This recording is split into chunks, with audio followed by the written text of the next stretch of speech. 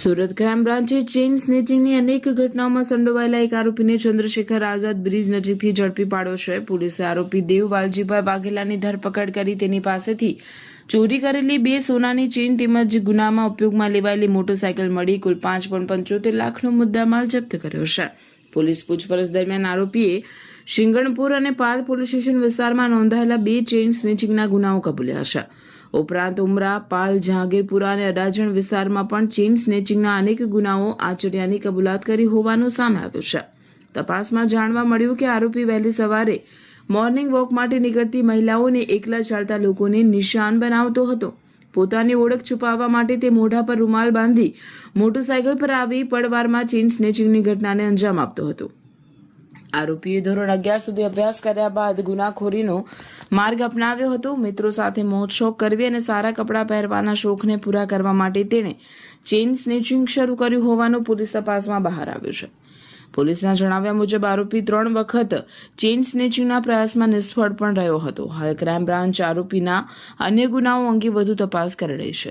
Reporter નૈતિક રેશમવાળા, સુરત.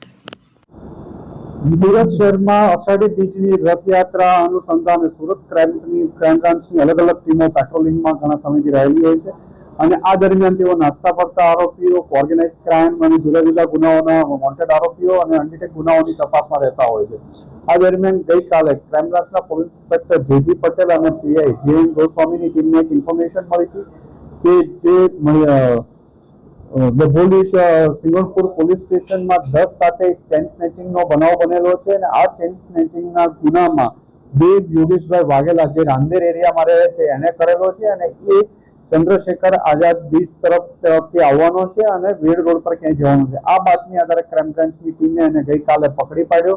દેવને પકડ્યા બાદ એની પાસેથી એક એફઝેડ યામાહા મોટરસાયકલ કબજે કરવામાં આવ્યું છે અને એ આ ગુનાના કામે એની પાસેથી અલગ અલગ પૂછપરછ કરતા એને 7 જેટલા ચેઇન સ્નેચિંગના ગુનાઓ કબૂલ કર્યા છે, જેમાં 10 સાથે સિંગણપુર ડભોલીમાં, એ ઉપરાંત પાલમાં 30 સવારમાં મોર્નિંગ વોક કરતા લોકોને ટાર્ગેટ કરી અને ચેઇન સ્નેચિંગ કરે છે. એ સિવાય ઉમરા પાલ બ્રિજ તરફ ઉમરા તરફ 2 બનાવો છે જેમાં એક ચેઇન પડી જતા મૂકીને ભાગી ગયેલો હતો. એ સિવાય અડાજણમાં પાલ એરિયામાં અલગ અલગ જગ્યાએ ચેઇન સ્નેચિંગના 7 જેટલા ગુનાઓની કબૂલાત કરેલી છે. એની પાસેથી 4.5 લાખ જેટલાનો મુદ્દામાલ કબજે કરવામાં આવ્યો છે. એની પાસેથી એફઝેડ મોટરસાયકલ છે 1.5 લાખનું મળી કુલ 5.5 લાખથી વધુની કિંમતનો મુદ્દામાલ કબજે કરવામાં આવ્યો છે.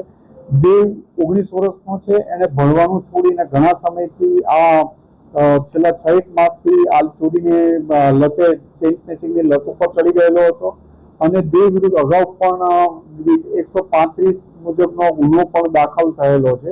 હાલમાં એને પકડીને એની વધુ પૂછપરછ ચાલી રહી છે કે એને કોઈ ગંભીર ગુનાઓમાં કે બીજા કોઈ સવાલોમાં સંડોવાયેલો છે કે કેમ.